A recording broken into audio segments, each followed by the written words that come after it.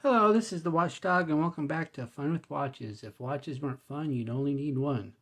Today we're going to review the Pagani Design PD1664. Let's start out with the wrist check. I'm wearing my Benyar BY5174, which looks a lot like a Panerai without that ugly crown guard. And Grogo is wearing my Playdin PL1027. I asked Grogo if he had any prior education. He said he studied at the Chu University on the Wookiee homeworld Kashyyyk and earned his Chu Baccalaureate. Here's the watch.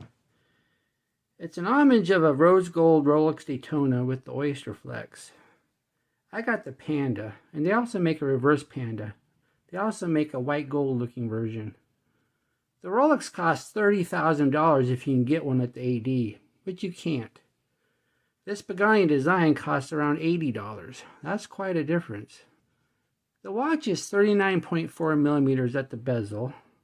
I like to measure at the bezel because this is the focal point of the watch, unless the case really sticks out past the bezel.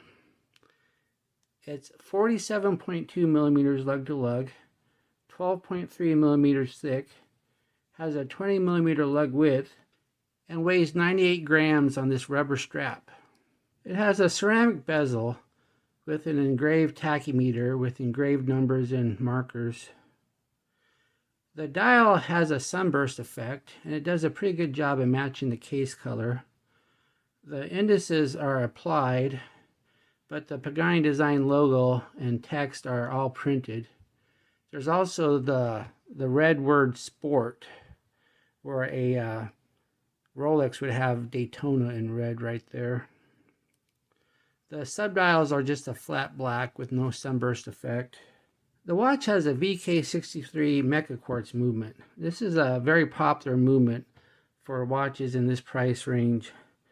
There's no such thing as an affordable automatic chronograph. So if you're going to have a chronograph less than $1,000, it's going to be quartz.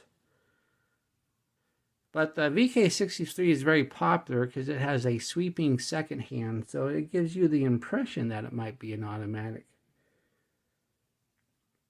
And that's a really good choice for a watch with a tachymeter, because then the tachymeter is actually usable. Not that you would actually use your tachymeter, but if a watch has a feature that I want it to be usable. This subdial here is a 24-hour indicator. This subdial on the bottom is the ticking second hand of the main watch. And this subdial here on the left is the minute indicator of the chronograph. It has a signed screw-down crown, and these pushers are actually screw down also. A lot of watches in this price range, they'll have these pushers will be fake screw down, but this is a real screw down. See, you can unscrew it, then screw it back in.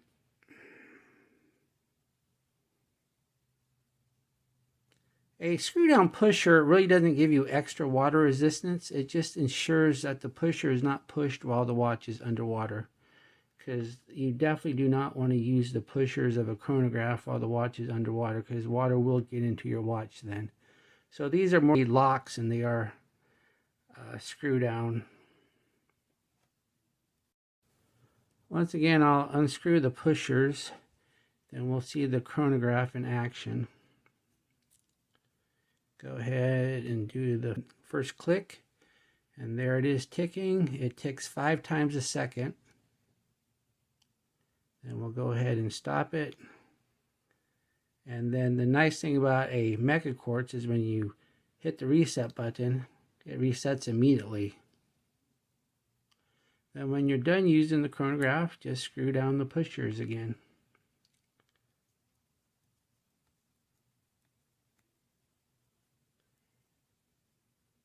It has a borderless date window at the 4:30. A Rolex Daytona does not have a date window, so this is one feature that the Rolex does not have.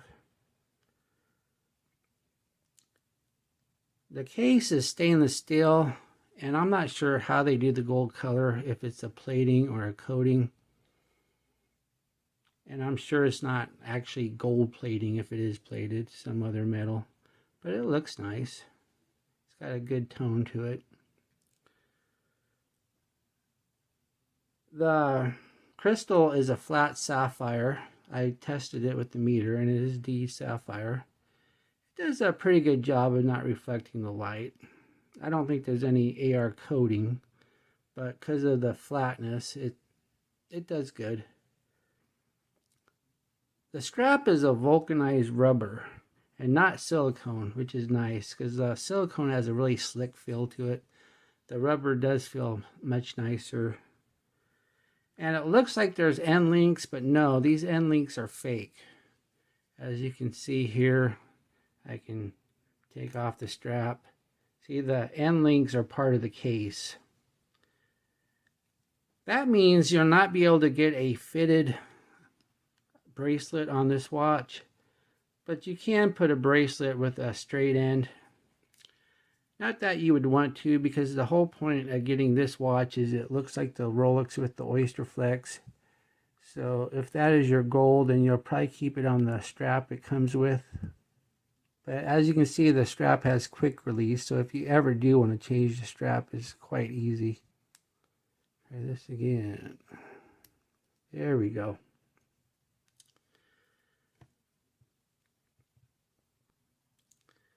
Oh, I forgot to mention the screw down case back. It has this starfish design on it, which is kind of odd. You would think that they would have that for a diver watch and not a chronograph. But it still looks nice. It's probably just a reuse issue. They probably use this for their divers also. Although most of their divers do have display case backs. The strap is meant to resemble a Rolex Oyster Flex, but there's no internal metal skeleton like a real Oyster Flex. Plus it has a buckle rather than a clasp. But I'm fine with the buckle because this is rubber and not leather. I'm a big fan of deployment clasp on leather, but when it comes to rubber, you're not going to wear out your strap by bending it into the keepers. It has two keepers, and it has these little notches on the strap to keep the first keeper in place. And this one actually does a pretty good job at that. I've had other watches with these little nibs to keep the keeper in place that didn't do a very good job at all. But this one, they stay. It has this checkerboard pattern on the bottom of the strap. I'm assuming this helps keep sweat off of your arm.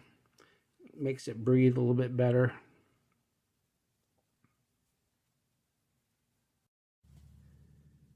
Here's the watch on my 7.5-inch wrist.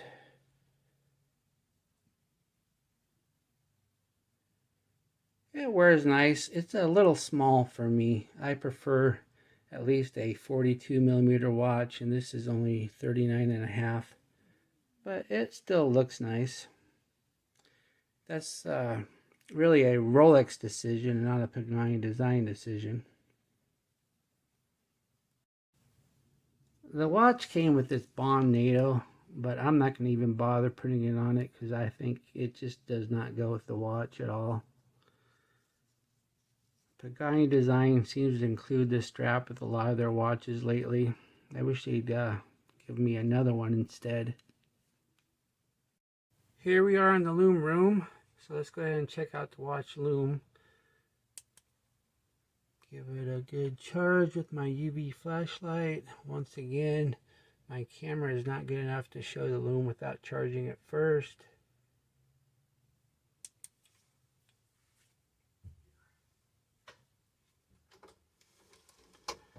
And there we are. Let's get a closer look.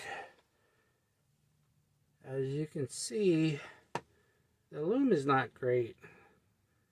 In fact, the index Lume seems to be better than the hand Lume, which is a bad choice. If you're going to skimp on the Lume, skimp on the index Lume and not the hand Lume.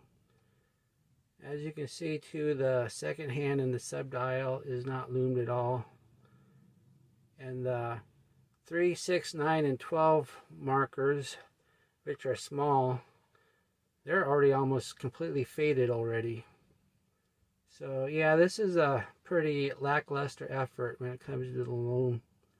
In fact, when I wear this watch, when I walk from the light room to the to a dark room, I can't see the Lume at all. I really need to charge it with the UV flashlight first. What do I like about this watch? Well, they really nailed the Rolex Daytona look. And I like the fact that it has a ceramic bezel. I think ceramic bezels just look really nice. I'm also glad that they're using the VK63 movement, which gives you a proper sweeping chronograph hand. And I like the fact that these screw down pushers are actual screw down pushers. A lot of watches in this price range, these will be just cosmetic. I mean, the pushers will work, but they won't screw down, even though they look like screw downs. What are my gripes and groans? Well, the fake end links. Yeah, they look nice, but I just hate the idea of having fake anything on my watch.